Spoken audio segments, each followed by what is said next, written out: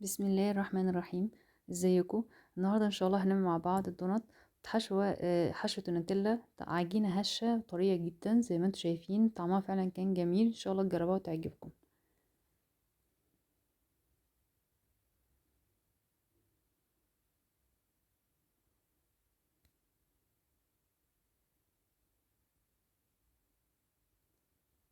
في البداية عندي 100 مللي من الحليب، ضفت عليهم معلقة كبيرة بس من الزيت.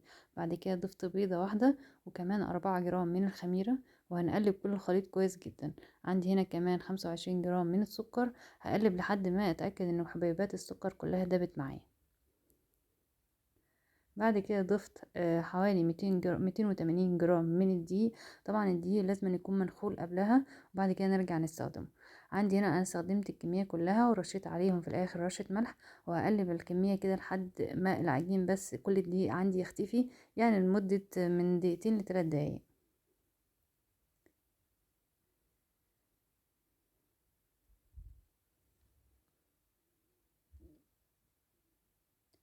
العجينة هتكون بتلزق في ايدك، ما تقلقيش، ما تحطيش اي دقيق تاني. هنزود بس 15 جرام من الزبدة بحرارة المطبخ، وهنفضل نعجن كده لمدة حوالي 5 ل7 دقايق. بعد كده العجينة عندك هتبدأ تفلت من ايدك، وفي نفس الوقت يعني هتكون بتلزق تلزيق كده خفيف، لكن مش هتقدري في النهاية تتحكمي فيها. بعد كده طبعا هننزلها في البولة وهنسيبها كده في مكان دافي لمدة من ساعة لساعة ونص. عندي هنا العجين، بعد كده طبعا هفضيه على الترابيزة، وهنرجع نقطعه على 10 قطع. ممكن نقلل حجم القطع وممكن نزود حجم القطع لو احنا حابين، على حسب الحجم اللي احنا عايزينه.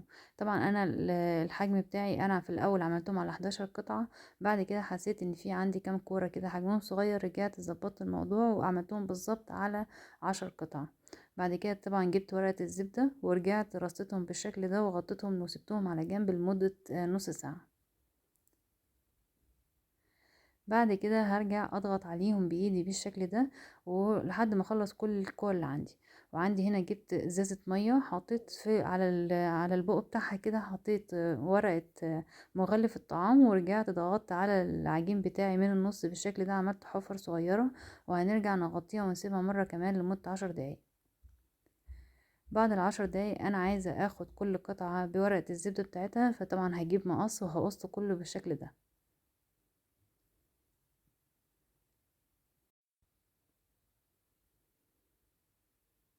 بعد كده هنجيب صينية او طبق وهنرص كل الكمية الدونات بتاعتنا بالشكل ده، وهنشيلهم بقى ونروح على البوتاجاز عندي في على نار وسط. طبعا حطيت الزيت عندي، اول ما الزيت حسيت انه بدأ يسخن.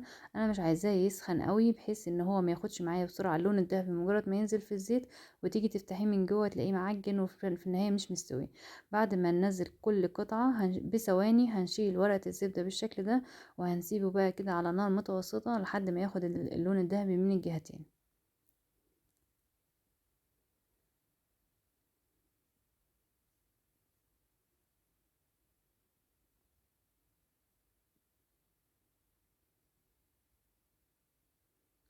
هنا عندي اخد اللون اللي انا عايزاه، وزي ما قلت النار عندي متوسطة.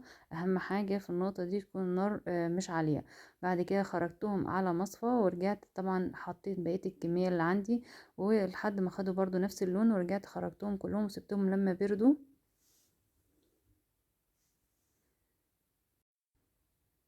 هنا ده الشكل النهائي بعد ما خلص. طبعا لازم يبرد تماما قبل ما نرجع نحط فيه اي حشوات. ممكن نرش عليه كده سكر حبيبات، مش لازم كمان نحط فيه شوكولاته او نوتيلا او كمان اي نوع حشوات انتوا بتحبوها ممكن تضيفوها. ففي النهايه الموضوع ده اختياري. بعد كده رجعت حشيت كل الكميه اللي عندي بالشكل ده. ممكن كمان نضيف مكسرات كده على النوتيلا من فوق، هيبقى شكله ظريف. وبعد كده رجعت قدمتها وبالهنا والشفا. بتمنى يكون فيديو النهارده نال اعجاب حضراتكم، وان شاء الله استنوني في فيديو جديد ووصفه جديده.